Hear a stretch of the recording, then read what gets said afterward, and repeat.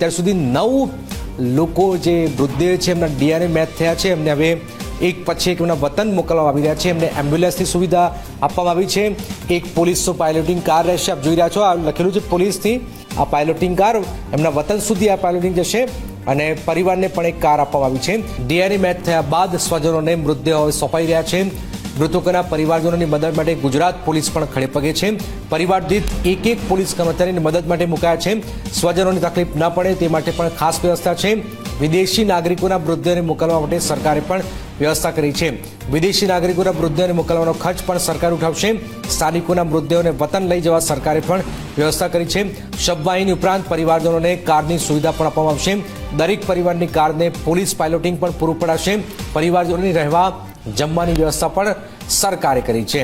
આપ જોઈ રહ્યા છો, કારણ કે ભયાનક મંજર આપણે જોયું છે અને આ પરિસ્થિતિ વચ્ચે હવે ડીએનએ જેના મેચ થઈ રહ્યા છે એ પરિવારને મૃતદેહ સોંપવામાં આવી રહ્યું છે. મૃતદેહની સાથે સાથે એક એમ્બ્યુલન્સ અને પોલીસ પાયલોટિંગ પણ કરી રહી છે. એમના વતન સુધી એ મૃતદેહ લઈ જવા સુધીની વ્યવસ્થા પણ કરવામાં આવેલી છે.